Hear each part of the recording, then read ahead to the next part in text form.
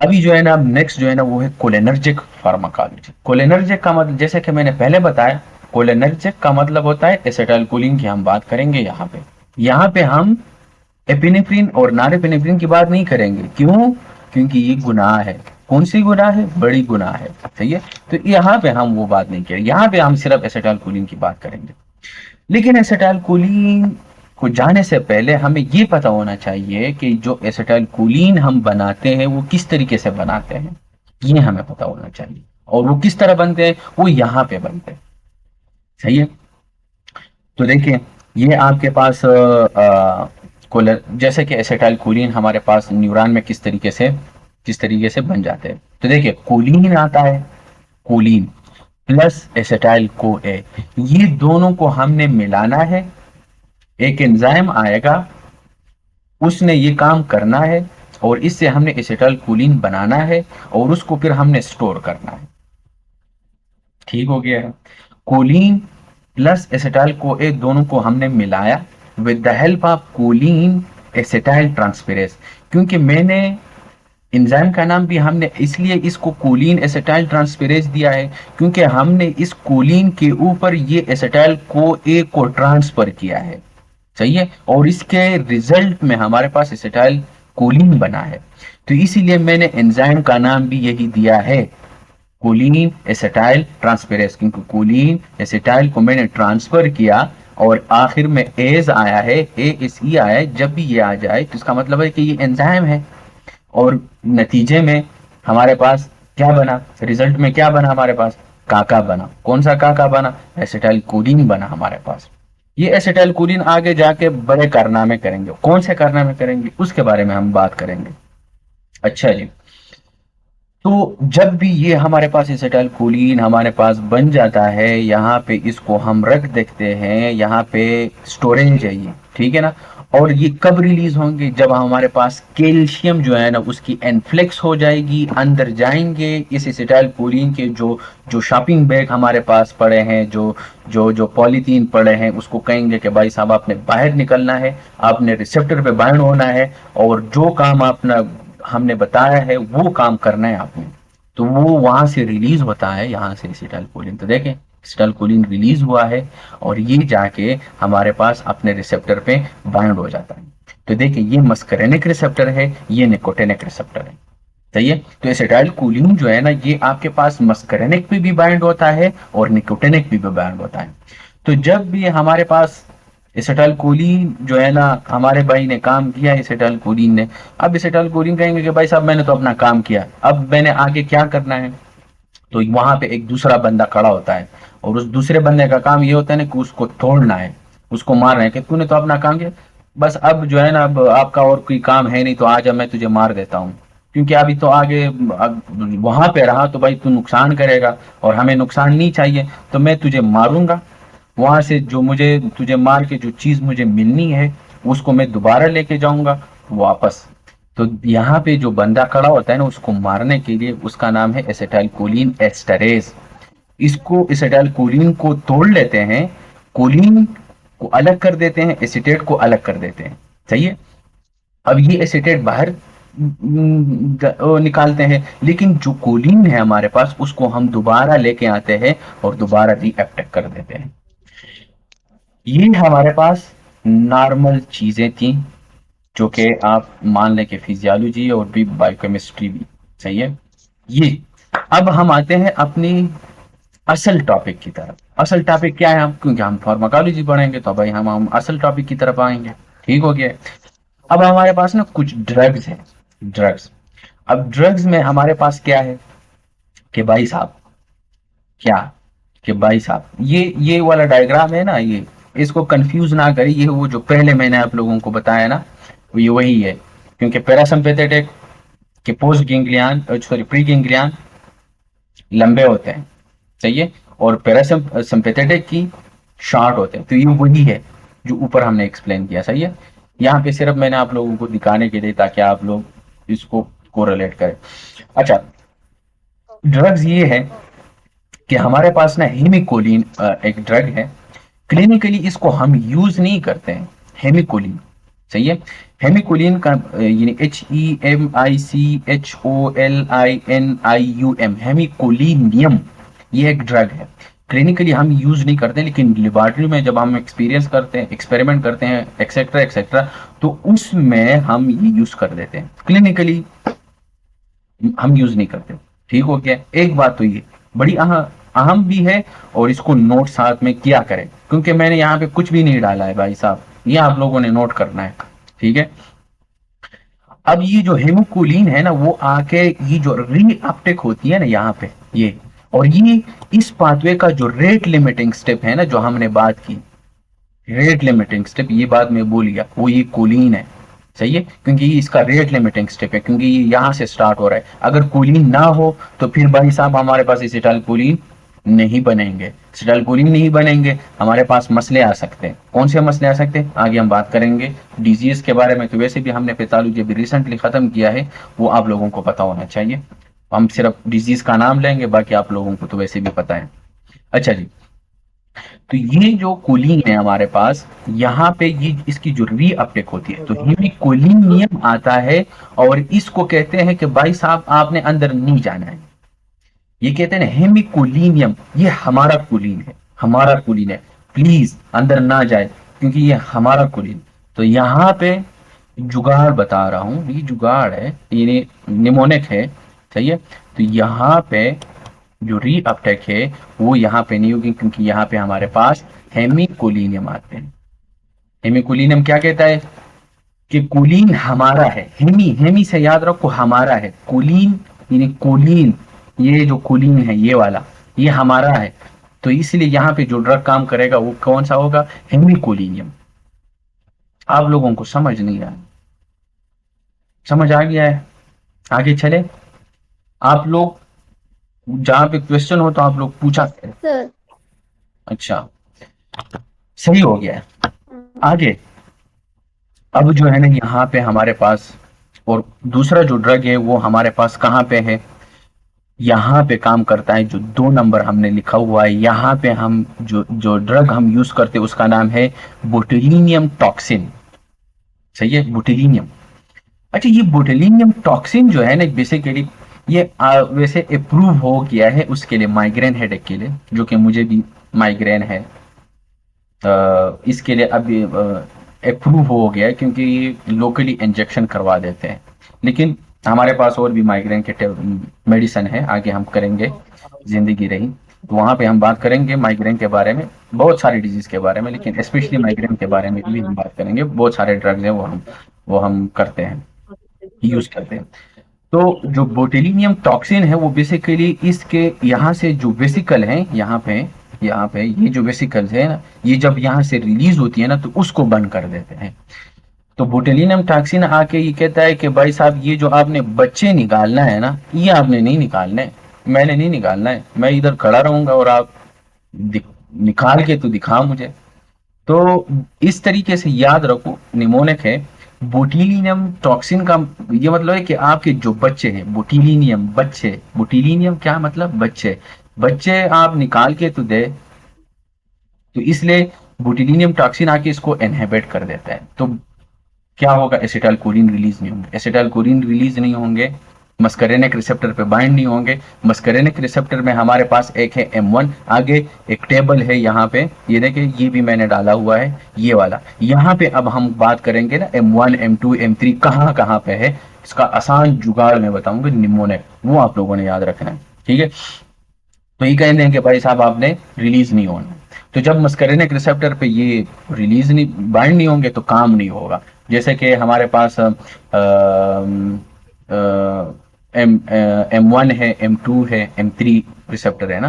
तो जो M1 है वो हमारे पास GQ कपल्ड है। सही है। तो GQ का कपल्ड का मतलब ये होता है ना कि वहां से कैल्शियम रिलीज होगी, कैल्शियम रिलीज होगी, कंट्रेक्शन होगी, ऐसा ही है ना।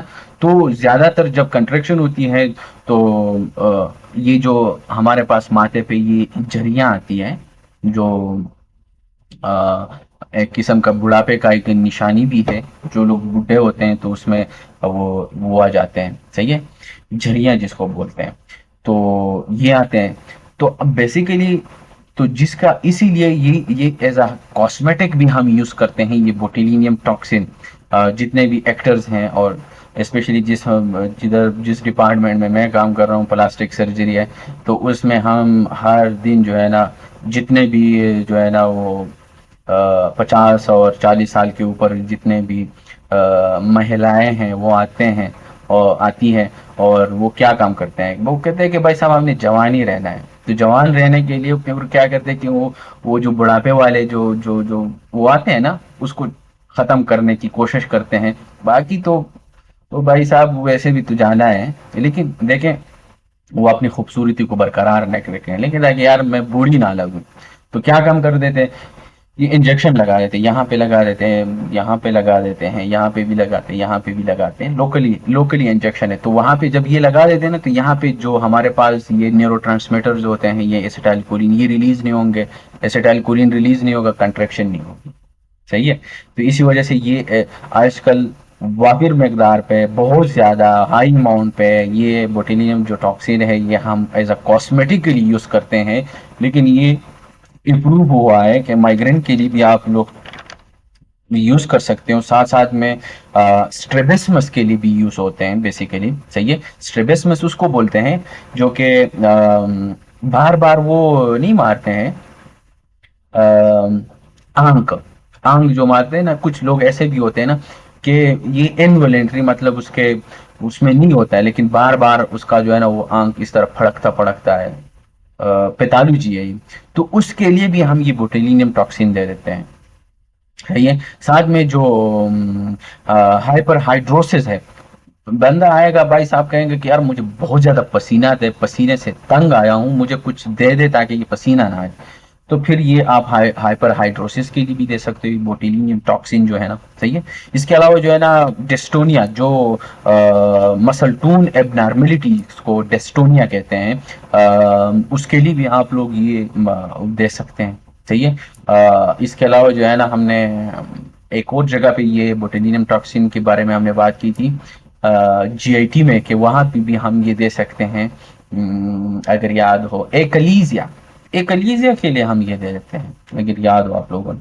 लेकिन आप लोग चीजें भूल जाते हैं, तो इसको भूलना नहीं है। सही है।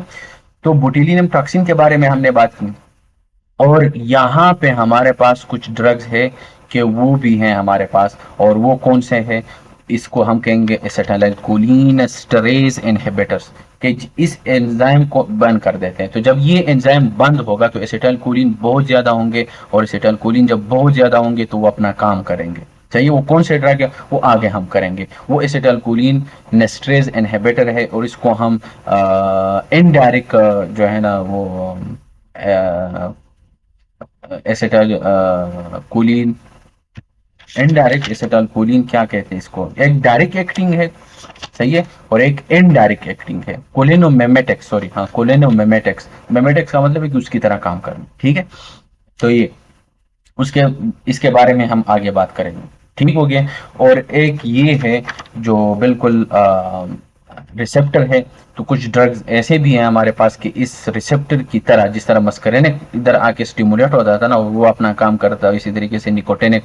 तो हमारे पास ऐसे भी ड्रग है कि इसी की तरह काम करते हैं। सही है। तो उसको हम एगोनिस्ट कहते हैं, और अगर इसके खिलाफ काम करते हैं, इस रिसेप्टर को बंद कर देते हैं, इस रिसेप्टर को बंद करेंगे तो उसको एंटागोनिस्ट कहेंगे। इन सब के बारे में अब हम आगे बात करेंगे। सही है। लेकिन इस जाने से पहले, ड्रग को जाने से पहले, हमें रिसेप्टर के बारे में पता होना चाहिए कि कौन सा रिसेप्टर कहाँ पे है, कौन सा रिसेप्टर GI है, कौन सा रिसेप्टर GQ है, कौन सा रिसेप्टर GS है। अगर आप लोगों को ये समझ आ गया, मैकेनिज्म क्लियर, आप लोगों को साइड इफेक्ट क्लियर, ठीक हो गया है। तो देखिए वो cholinergic receptor, nicotinic receptor, N receptor है हमारे पास, NM रिसेप्टर है। ठीक है ना। तो देखिए वो मस्करेनिक रिसेप्टर है हमारे पास। मस्करेनिक में बेसिकली हमारे पास 5 है, लेकिन हमने 3 के बारे में बात करनी है। आप लोगों ने भी 3 को ही याद रखना है, 5 को गोली मारे, आप लोग 3 याद रखें, ये बड़ी बात है आप लोगों के लिए। सही है। तो हमारे पास ना कुछ ड्रग्स है कि वो इसको स्टिमुलेट कर देते हैं। तो जब इसको स्टिमुलेट करेंगे तो कौन से ड्रग होंगे, हैं, निकोटिनिक, इसको हम एगोनिस्ट कहेंगे। तो देखें एगोनिस्ट यानी निकोटीन भी हमारे पास इसको स्टिमुलेट करते हैं, इन रिसेप्टर को स्टिमुलेट कर देते हैं। सही है। और अगर हमारे पास जो है ना वो एन एन रिसेप्टर को ब्लॉक कर देते हैं, यानी जो हमारे पास ये जो एन एन रिसेप्टर है, और इसके अलावा जो है ना, हाँ, इसको ब्लॉक करने के लिए हमारे पास गैंग्लियन ब्लॉकर्स जो है ना वो हमारे पास जरूरी है। तो एक गुणिस्ट ये और ब्लॉक करने के लिए गैंग्लियन ब्लॉकर्स, सही है। तो निकोटिनिक के लिए हमारे पास जो रिसेप्टर के लिए जो ड्रग हमारे पास चाहिए वो निकोटीन, सही है। ये निकोटीन जाके इसको डायरेक्ट स्टिमुलेट करेगा, लेकिन इसको अगर हमने बंद करना है तो हमने गैंग्लियन ब्लॉकर्स को देना है, सही है। अगर हमने एन एम को बंद करना है, निकोटिनिक मस्करिनिक रिसेप्टर जो है ना उसको हमने बंद करना है, तो उसके लिए हमें जो चाहिए वो है न्यूरोमस्कुलर ब्लॉकर, सही है। देखिए न्यूरोमस्कुलर ब्लॉकर, सही है। इसी तरीके से हमारे पास इसमें कोई सेलेक्टिविटी नहीं है M1 में, M2 में, M3 में, सही है। M1 M2 M3 में अगर आपने इसकी तरह काम करना है तो एगोनिस्ट दे दे, और अगर इसके खिलाफ काम करना है, इसके अगेंस्ट काम करना है तो आप एंटागोनिस्ट दे दे। तो इसलिए एगोनिस्ट, एंटागोनिस्ट, मस्करिनिक, ब्लॉकर्स, सही है। तो ये चीज है। अच्छा, अब हम आते हैं इस रिसेप्टर की तरफ। अच्छा, रिसेप्टर में ये बात याद रखें कि M1 है, M2 है, M3 है, ये तीन है, चाहिए। तो मैं इधर थोड़ा सा लिख देता हूँ, ये आप लोग भी लिख लें। वो ये है कि M1, M2, M3, इसके लिए जो निमोनिक है वो ये याद रखिए कि किक, सलमान खान वाला किक नहीं, जो कहता है कि मुझे इससे किक नहीं मिलता है, वो वाला किक नहीं, ये क्यों आई क्यों वाला है, क्यों आई क्यों किक, सही है।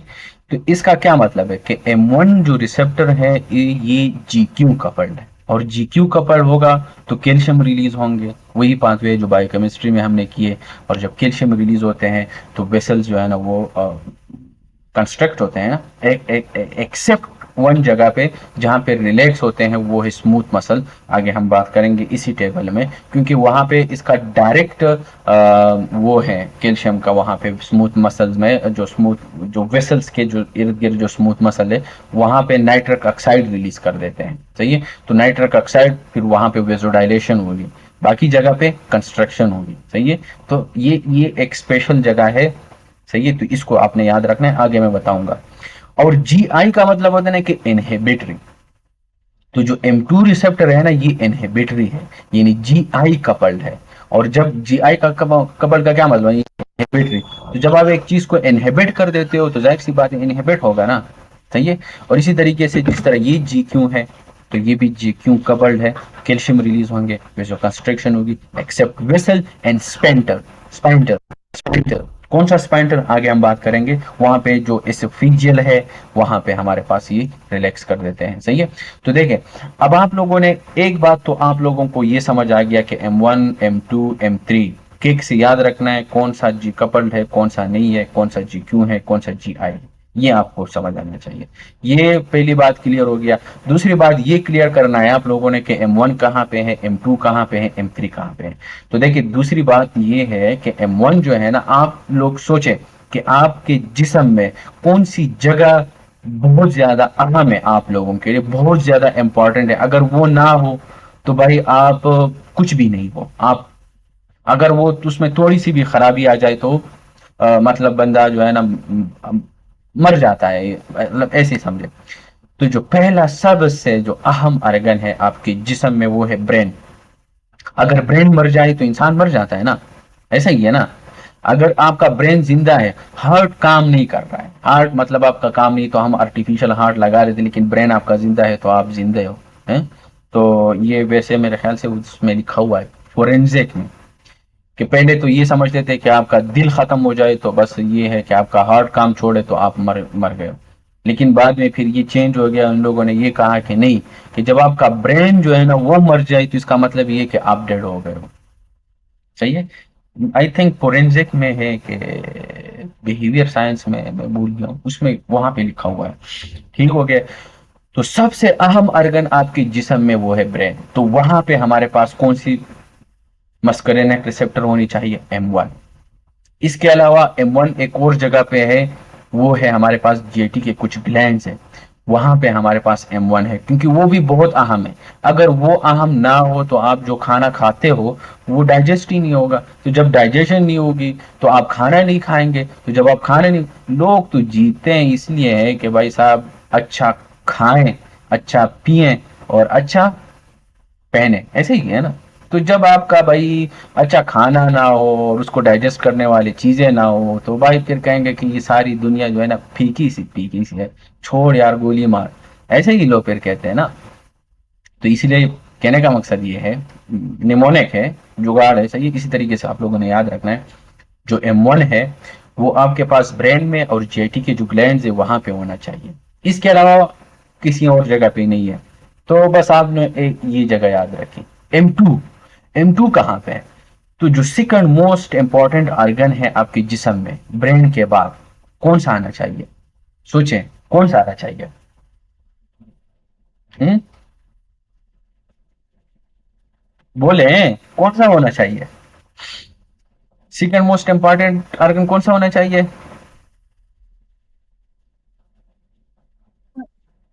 हर्ट। सर हाँ, हर्ट होना चाहिए। हार्ट होना चाहिए। तो M2 पे हार्ट, सही है। यानी हार्ट पे हमारे पास M2 होना चाहिए, सही है। तो वहां पे हार्ट पे हमारे पास M2 है, बाकी किसी और जगह पे हमारे पास M2 आपको नहीं मिलेंगे।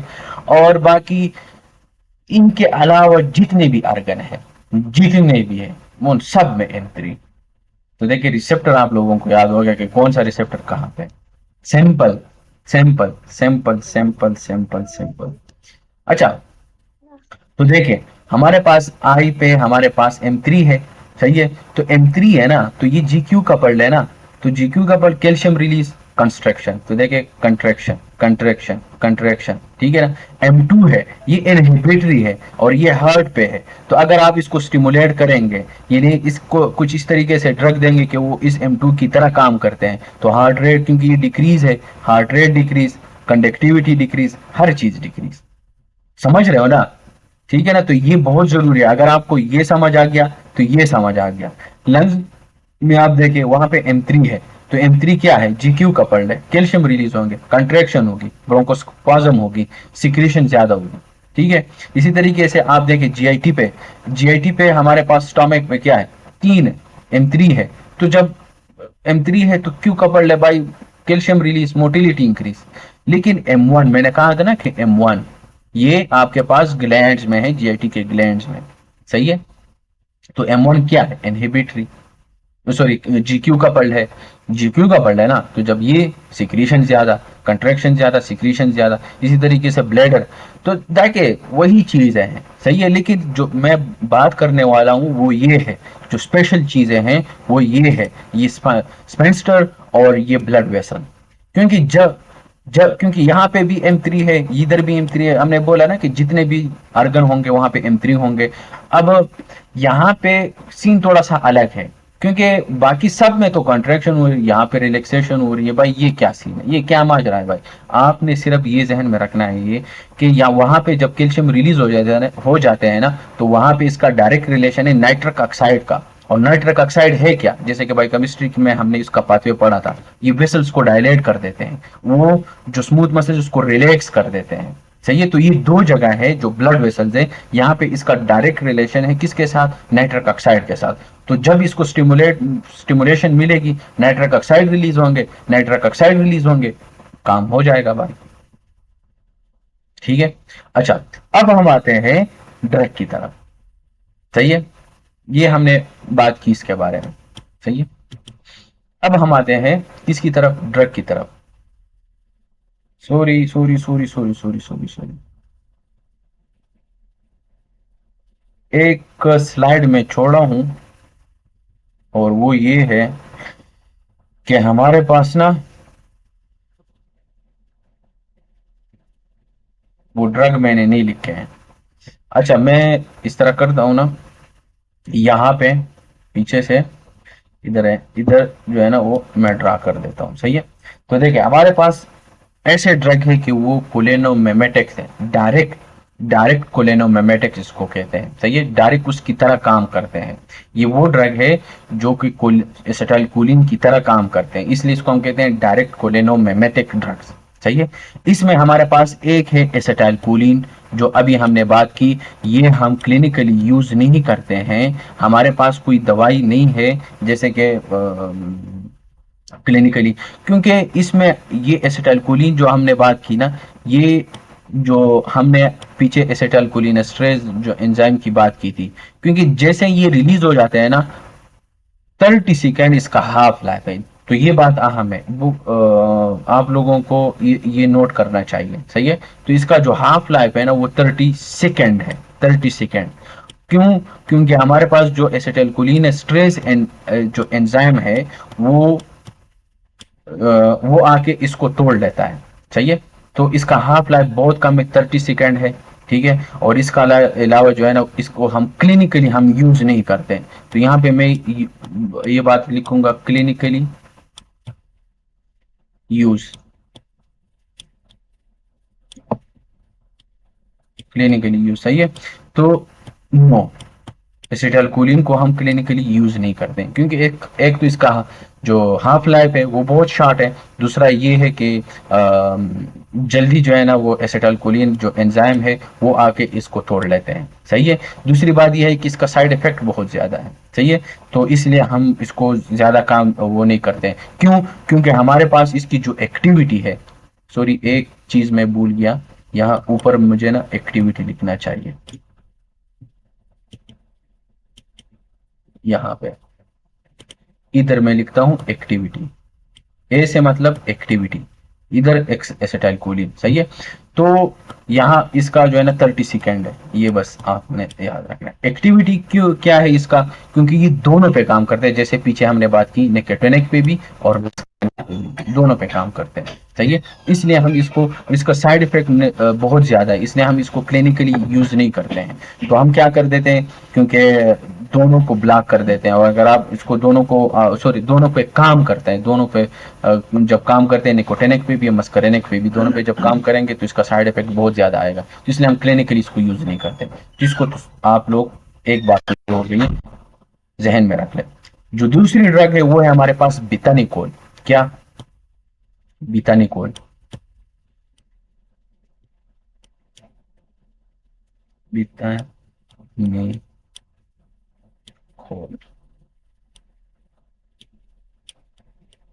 पहला ड्रग ये, सेकंड ये बितानिकोल। अच्छा, बितानिकोल की अगर आप एक्टिविटी देखें ना, तो ये सिर्फ और सिर्फ मस्करेनिक पे काम करता है। निकोटिनिक पे इसका कोई एक्टिविटी नहीं है, सिर्फ मस्करेनिक पे इसकी एक्टिविटी है। और इसको जो है ना, वो हमारे पास जो एसिटाइलकोलिनेस्टरेज जो हाइड्रोलेज जो एंजाइम है, वो इस पे इसका कोई वो नहीं है। तो नो। सही है। अच्छा, इसके अलावा जो है इसके क्लिनिकली यूज क्या है बेथानिकोल? बेथानिकोल हम इलियस के लिए यूज करते हैं। इलियस का मतलब होता है ना, ऑब्स्ट्रक्शन जब होती है आपके स्मॉल बाउल की। सही है। उसको हम इलियस बोलते हैं, जो कि हमने उसमें हमने बात की थी बायोकेम सॉरी पैथोलॉजी में, ILEUS, not E, ILEUS, ileus. Obstruction होती है, स्मॉल बाउल की ऑब्स्ट्रक्शन होती है। सही है। इसको हम कहते हैं आइलियस। और इसके अलावा जो है ना, दूसरे के लिए चीज के लिए जो हम यूज करते हैं वो है यूरिनरी रिटेंशन। जब यूरिनरी रिटेंशन किस बंदे को हो तो हम बिथानिकोल लेते हैं, यूरिनरी रिटेंशन, UR। सही है। इसका मतलब है यूरिनरी रिटेंशन।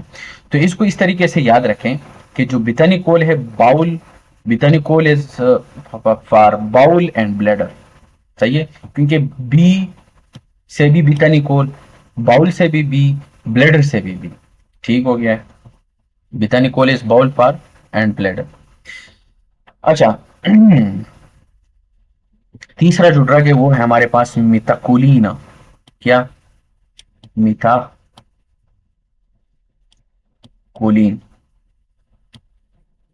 मिथा, CHOLINE, मिथाकोलिन। मिथाकोलिन जो है ना, इस पे ये मस्करेनिक पे इसके इफेक्ट ज्यादा है, एक्टिविटी ज्यादा है, इफेक्ट ज्यादा है, more than nicotinic. Muscarinic is greater than nicotinic. सही है। तो ये मेटाकोलिन जो है ना, ये बेसिकली ये एक टेस्ट है हमारे पास। कौन सा टेस्ट है ये हमारे पास? बेसिकली हम जैसे कि किसी पेशेंट को वो ब्रोंकियल हाइपर एक्टिविटी हो, यानी हमें नॉर्मली पता नहीं चलता, जब आप स्पायरोमेट्री करते हो ना तो उस पे टेस्ट नॉर्मल आ जाता है, लेकिन आपको लगता है कि यार आई थिंक इस पेशेंट को ब्रोंकियल हाइपर एक्टिविटी है, तो उसमें फिर उसको कंफर्म करने के लिए फिर हम ये मेटाकोलिनियम जो मेटाकोलिन टेस्ट है ये हम कर देते हैं। इससे हमें ये, क्योंकि ये एज अ डायग्नोस्टिकली हम यूज कर देते हैं, तो ये क्वेश्चन में आ सकता है आपको लोगों के लिए कि भाई हम as a diagnostically bronchial hyper activity के लिए कौन सा ड्रग या कौन सा टेस्ट हम यूज कर देते हैं, वो है मेटाकोलिन। तो मेटाकोलिन जो है ना वो हम as a bronchial hyper activity के डायग्नोसिस के लिए हम यूज कर देते हैं। बहुत अहम बात है, इसको आप लोग याद रखें। सही है। इसकी जो है ना वो थोड़ी बहुत इसका इफेक्ट है, एसिटाइल कोलिन का जो एंजाइम है हमारे पास हाइड्रोलेस, थोड़ी बहुत इसका इफेक्ट है हमारे पास। सही है। आ, बाकी क्लिनिकल यूज तो मैंने बताया आप लोगों को, ब्रोंकियल हाइपर एक्टिविटी। तीसरा जो ड्रग है वो है हमारे पास पाइलोकार्पिन। सही है। पी पी से याद रखिए, पाइलोकार्पिन, पाइलोकार्पिन, CARPIN,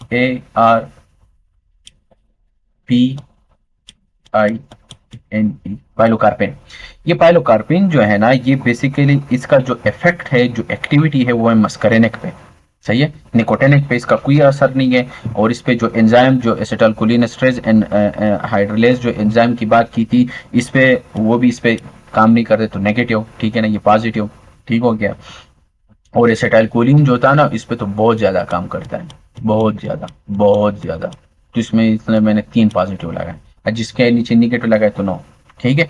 अच्छा, पाइलोकार्पिन हो गया, और केवामिलिन, पाइलोकार्पिन, केवामिलिन, साथ में जो है ना कार्बाकोल, ये सारे जो है ना वो हमारे पास मस्करेनिक पे काम करते हैं। अब ये जो है ना हम जीरोस्टोमिया के लिए हम यूज कर देते हैं। किस चीज के लिए? जीरोस्टोमिया के लिए, जीरोस्टोमिया। ठीक है ना, ये बेसिकली शोगरन सिंड्रोम हो गया। ठीक है ना, ये ऑटो इम्यून डिजीज है हमारे पास। जनरल पैथोलॉजी में जब आप इन्फ्लेमेशन वाला चैप्टर करेंगे तो वहां पे आप लोगों को शुगरन सिंड्रोम मिलेगा, ऑटो इम्यून डिजीज है। ठीक है ना, तो उसमें हमारे पास जो सलेवरी ग्लैंड हो गया, और जो ड्राई आई और ड्राई माउथ जिसको बोलते हैं, इसको हम शुगरन सिंड्रोम कहेंगे। सही है। तो इसमें आपका जो माउथ है वो बहुत ज्यादा ड्राई होता है, और इसी वजह से जब मुंह में सलाइवेशन ना हो, सलाइवा ना हो, तो सलाइवा बहुत ज्यादा आपकी जो माउथ है उसके लिए बहुत ज्यादा जरूरी है। वो इसलिए क्योंकि एक तो आपके उसमें भी हेल्प कर देता है, जब आप कोई चीज खाते हो तो उसको निकालने में, उसको डाइजेशन करने में, क्योंकि इसमें इंजाइम भी है, जैसे कि जीआईटी में हमने इसके बारे में बात की थी। ठीक है।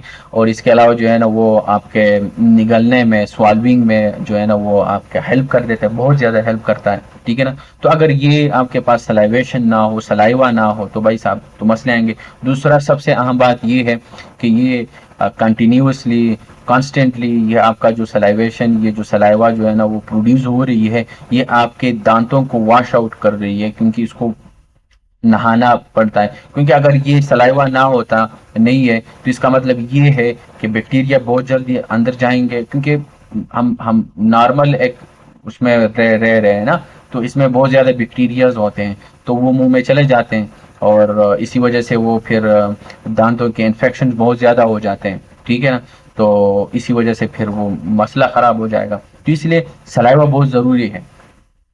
तो अगर एक पेशेंट है उसको शुगरन सिंड्रोम है भाई साहब, उसका जो है ना जीरोस्टोमिया जिसको हम बोलते हैं, ये मसला है, तो फिर इसको हम पाइलोकार्पिन दे देते हैं, और इसी वजह से फिर सलाइवेशन स्टार्ट हो जाती है उसको। सही है। तो ये हम दे देते हैं। और हाँ, एक ये हम गायनी में भी करेंगे, ये जो पाइलोकार्पिन है बेसिकली, जो ड्राई विजाइना होता है ना, बिल्कुल ड्राई, तो उसमें फिर भी हम ये पाइलोकार्पिन दे देते हैं। गायनी में आप लोग ये करेंगे। ठीक है। पाइलोकार्पिन जो है ना ये एक स्वेट टेस्ट के लिए भी हम यूज कर देते हैं, इसके बहुत सारे। हाँ जी, कोई सवाल है?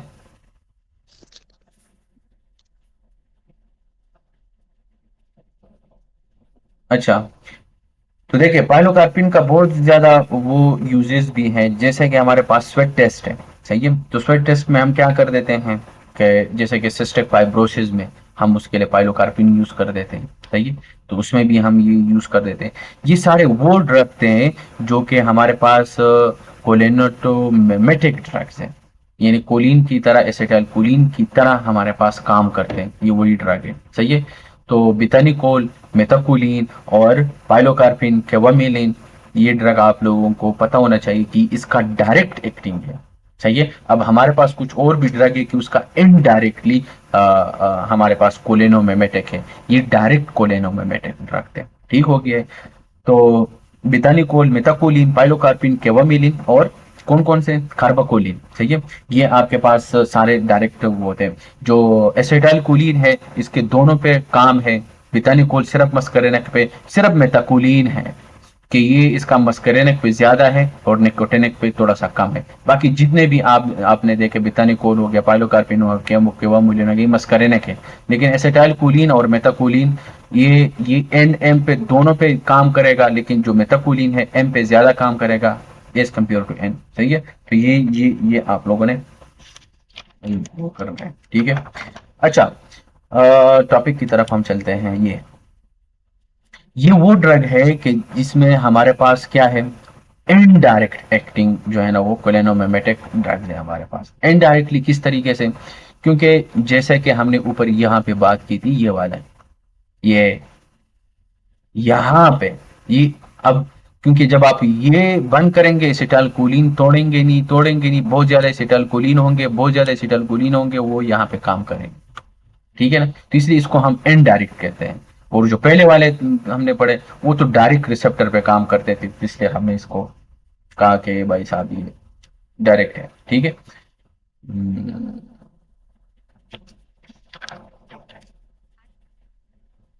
अच्छा, ये जो एसिटाइल कोलिन है ना, उसका 30 सेकंड नहीं है, आई थिंक वो बहुत शॉर्ट है।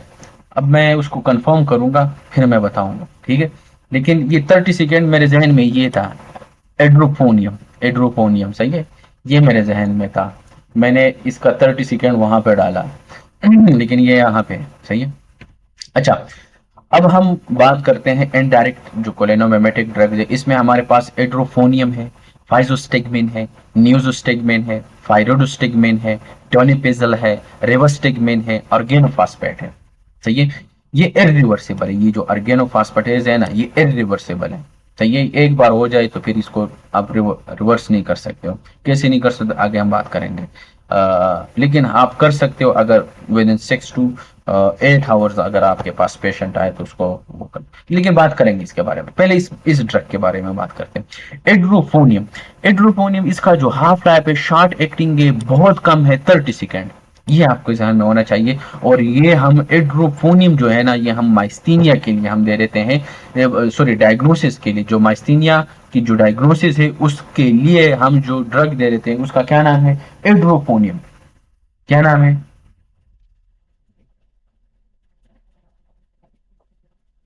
एड्रोफोनियम, ठीक हो गया। अच्छा, इसके अलावा जो है ना हमारे पास और क्या है, हाँ, अच्छा इसको याद किस तरीके से करें, जुगाड़ बता रहा हूं। जुगाड़ ये है, ये निमोनिक कि एड्रोफोनियम का मतलब ये होता है ना, एक बंदा आया और आपको कह रहा है कि डॉक्टर साहब मुझे डर है कि मुझे ना माइस्थीनिया ग्रेवस है, मुझे डर है। ये डर से याद रखो। आपने कहा कि अच्छा आपको डर को कंफर्म करने के लिए मैं एड्रोफोनियम देता हूं, एड्रोफोनियम। काम आई थिंक उतना वो अच्छा नहीं है निमोनिक, लेकिन गुजारे वाला है, आप लोग भी गुजारा ही कर ले सही हो गया है। तो भाई साहब एड्रोपोनिम, और इसका जो है ना साइड इफेक्ट क्या है, बहुत ज्यादा नाजिया करवा देता है, नाजिया। ये यहाँ पे नहीं लिखा हुआ है तो आप लोग इसको नोट कर लें, साइड इफेक्ट नाजिया करवा देता है। और दूसरी इसमें जो अहम बात ये है एड्रोफोनियम में कि एक तो माइस्थीनिया ग्रेव्स के डायग्नोस्टिक के लिए हम ये यूज कर देते हैं, लेकिन दूसरी सबसे अहम बात ये है कि जो बहुत ज्यादा एग्जाम में पूछने वाली बात है वो ये है कि वो आप लोगों से पूछ सकते हैं कि भाई साहब हमें बताएं कि हम जो है ना वो हाँ, ये पहले ये दे देते थे ना एड्रोफोनियम, हिस्टोरिकली पुराने जमाने में माइस्थीनिया ग्रेवस करने को पहचानने के लिए, उसको डायग्नोस करने के लिए। लेकिन आजकल इसकी जगह पे जो है ना वो हम एंटीबॉडीज दे देते हैं, सही है। कौन सी एंटीबॉडीज दे देते हैं? Anti acetyl choline antibody test हम करते हैं। ये पुराने जमाने में होता था। अब नए जमाने में हमारे पास क्या है? Anti acetyl choline antibody test. सही है। अच्छा, फाइजोस्टिगमिन है। फाइजोस्टिगमिन जो है ना वो ये टर्शरी एमाइन है। ये सबसे अहम बात है। एक टर्शरी एमाइन का मतलब ये होता है ना कि ये लिपिड सॉल्युबल है। क्वाटरनरी का मतलब ये होता है ना कि वाटर सॉल्युबल है। तो टर्शरी का मतलब आ जाए तो इसका मतलब क्या है कि लिपिड। लिपिड सॉल्युबल का मतलब ये होता है ना कि आपके सीएनएस में जा सकता है, ब्लड ब्रेन बैरियर को क्रॉस कर सकता है। ठीक है ना। तो इसलिए ये टर्शरी एमाइन है। ठीक है, सीएनएस में एंटर होता है। और जो क्वाटरनरी है, क्योंकि वो तो लिपिड सॉल्युबल नहीं है, वो तो वाटर सॉल्युबल है, तो वो सीएनएस में एंटर नहीं हो सकते। ठीक है ना, तो इसलिए क्वाटरनरी है। अब फाइजोस्टिगमिन जो है ना वो ये हम ज्यादातर ग्लाकोमा के लिए हम यूज कर देते हैं, और ये एंटी डार्ट है एट्रोपिन ओवरडोज के लिए। जब हम एट्रोपिन की ओवरडोज हो जाती है ना, तो उसमें हम क्या काम कर देते हैं? इसको हम फाइजोस्टिगमिन दे देते हैं।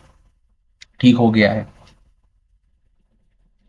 फाइजोस्टिगमिन एंटी डार्ट है किस चीज का? एट्रोपिन की जब ओवरडोज हो जाए। तो ये एग्जाम का क्वेश्चन है, ये आप लोग नोट किया कर लें। ठीक है। इसके अलावा जो है ना हम ग्लाकोमा के लिए हम यूज कर देते हैं। ठीक है। और न्यूजोस्टिगमिन और पायरोडिस्टिगमिन ये क्वाटरनरी एमाइन है, सीएनएस में नहीं दे देते हैं, लेकिन इसका जो है ना ट्रीटमेंट क्या है? इलियस है। ठीक है ना। जैसे पीछे कोलिनोमेमेटिक्स में हमने बात की। सही है। कोलिनोमेमेटिक्स में कौन सी ड्रग हम दे देते हैं? बितानिकोल। बितानिकोल इज बाउल फॉर ब्लैडर। हाँ, तो वो भी दे सकते हैं, ये भी दे सकते हैं। ठीक है ना। यूरिनरी रिटेंशन के लिए। ठीक है ना। माइस्थीनिया के लिए। ठीक है। और साथ साथ में जो है ना वो reverse of non depolarizing NM blockers. चाहिए, उसमें भी आप दे सकते हैं। ये हम जब एनास्थीजिया वाला चैप्टर करेंगे ना, एनास्थीजिया के बारे में बात करेंगे, तो वहां पे ये एनएम की जो हमारे पास डिपोलराइजिंग एजेंट्स है, नॉन डिपोलराइजिंग एजेंट्स है, इसके बारे में हम बात करेंगे। ठीक हो गया।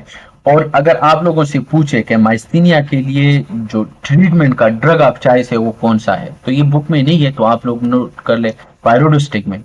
पायरोडोस्टिगमिन जो है ना ये हमारे पास क्या है? ड्रग ऑफ चॉइस है माइस्थीनिया के लिए। लेकिन डायग्नोसिस के लिए हम एड्रोपोनियम या हमारे पास क्या है? Anti acetyl choline choline antibody test करते हैं। सही है।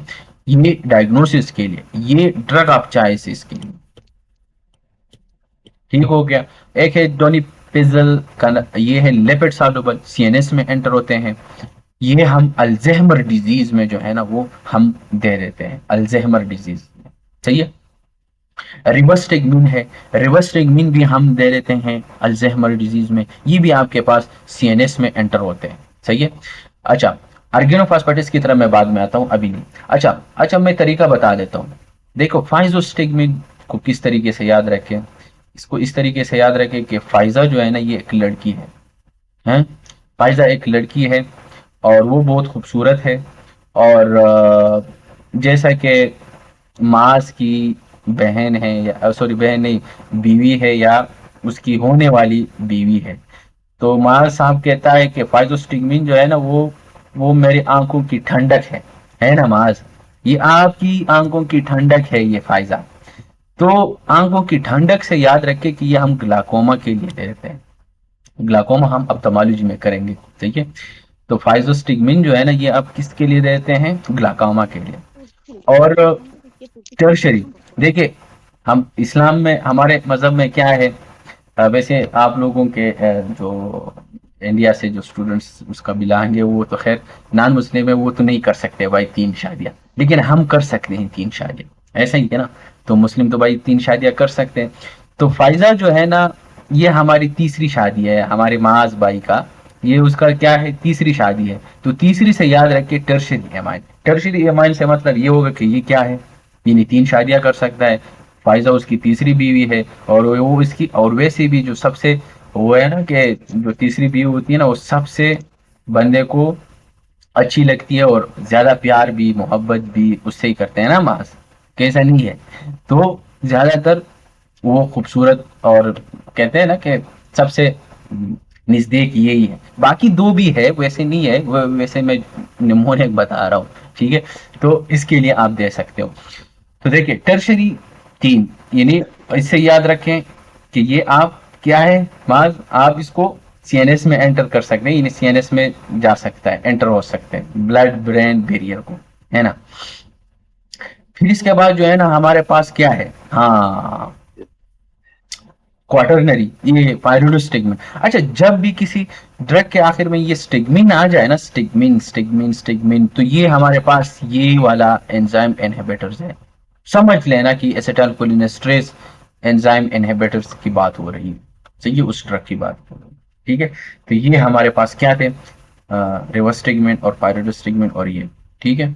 तो देखिए ये माइस्थीनिया ग्रेविस है भाई साहब, ऑटोइम्यून डिजीज है, ठीक है ना।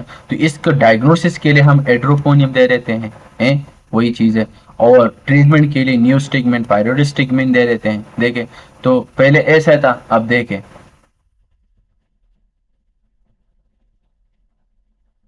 सही है। अच्छा, इसमें मैंने हाँ अर्गेनोफॉस्फेटेस की तरफ बात करते हैं और इस चैप्टर को खत्म करते हैं। लेकिन यार मैंने एक स्लाइड नहीं डाला है, वो तो मैं भूल गया हूँ, लेकिन खैर कोई नहीं। अच्छा, अर्गेनोफॉस्फेटेस की तरफ हम बात करते हैं। वो ये है ना कि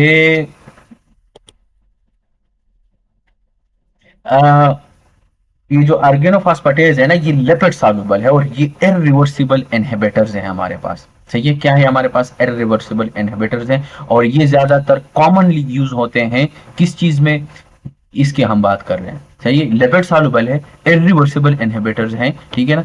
ज्यादातर हम ये इसको उसमें दे देते हैं, क्या नाम है, इंसेक्टिसाइड्स में, जो इंसेक्ट्स को मार देते हैं इसको हम, ठीक है ना। इसकी कॉमनली यूज होते हैं और इसकी पॉइजनिंग भी बहुत कॉमनली है, ये जहन में रखना है। वो ये है कि इसमें हमारे पास मालातायोन पारातायोन और सेमोन गैस और तबोन गैस, और ये जो इराक में ये लोगों ने जो वो गैस यूज करते हैं ना, उसमें से आंखों से आंसू आते हैं, ये वही चीज है। सही है, तो उसमें जो एक्सप्लोजन्स में वो जो गैसेस यूज कर देते हैं, ये सारे वही गैसेस है, ये लोग ये यूज करते हैं। अच्छा, अब ये ह्यूमन में अगर ये एंटर हो जाए ना, ये अगर हम ये इस इंसेक्टिसाइड्स की अगर हम बात करें, तो देखिए हमारे पास लीवर में ना एक एंजाइम होता है, उसका नाम है P450। इसके थ्रू हम बहुत सारे ड्रग्स को मेटाबोलाइज कर देते हैं और उसको, ये काम करता है बेसिकली हमारे पास लीवर में जितने भी ड्रग है ना, बहुत सारे और भी चीजें हैं कि ये उस पे काम करता है, P450, ठीक है ना। आगे ये नाम बहुत ज्यादा पहचान लीजिए ना।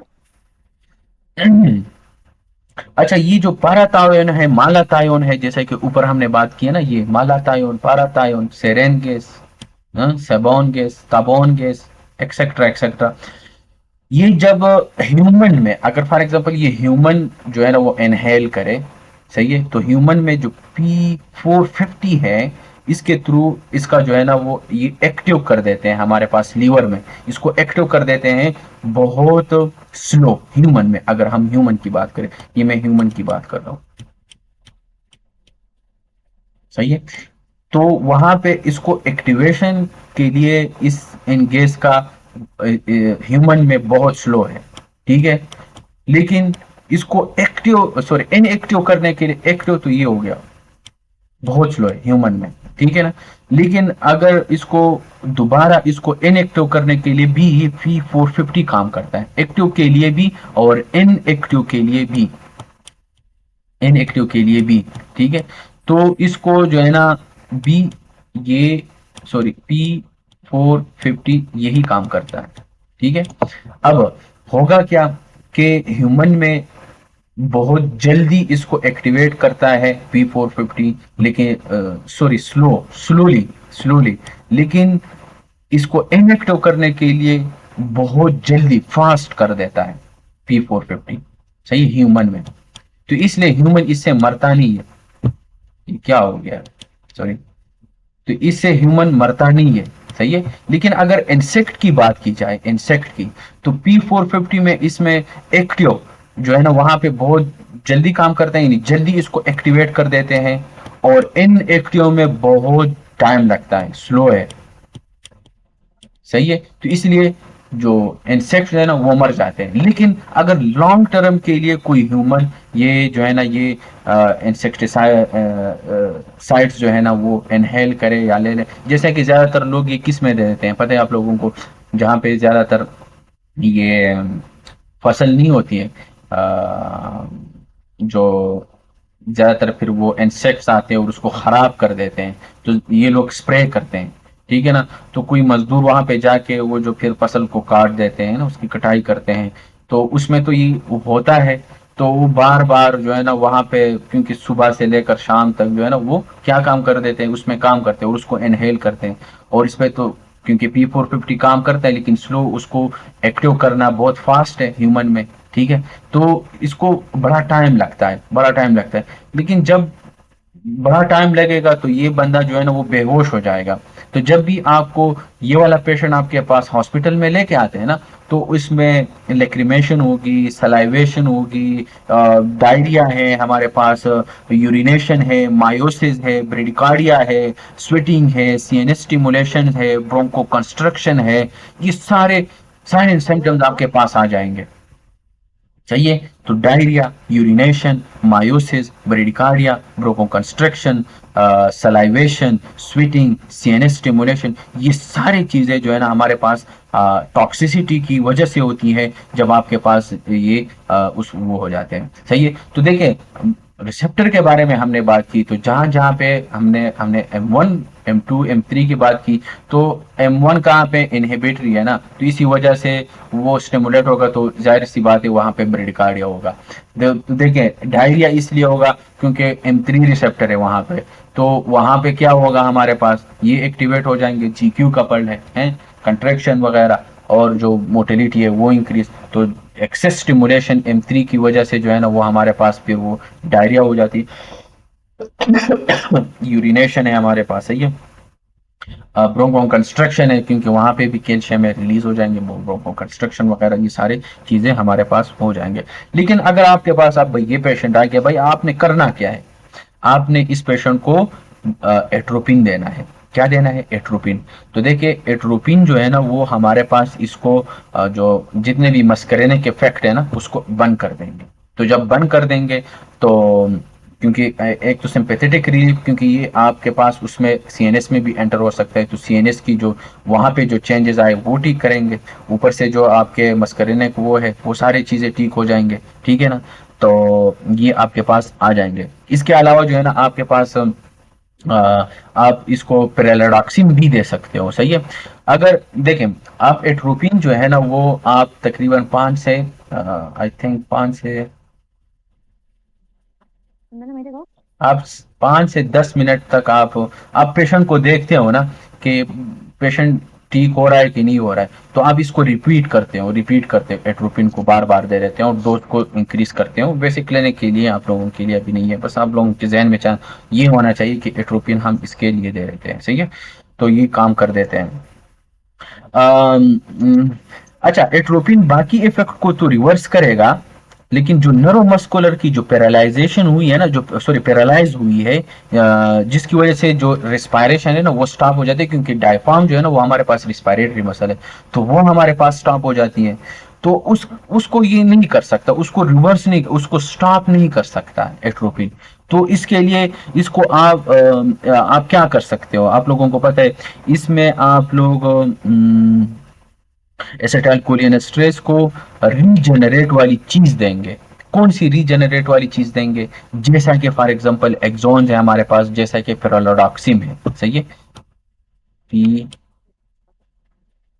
R A L I D O X I M, आप ये दे देते हो, सही है। लेकिन ये भी आपने जल्दी देना है, तकरीबन 6 से 8 घंटे अगर हो गए हैं ना, तो उसमें क्योंकि हमारे पास एजिंग होती है, जैसे कि हमारे पास ये क्या काम कर देते हैं, जैसे कि ये एसिटाइलकोलिन है ना, और इसके साथ हमारे पास क्या है,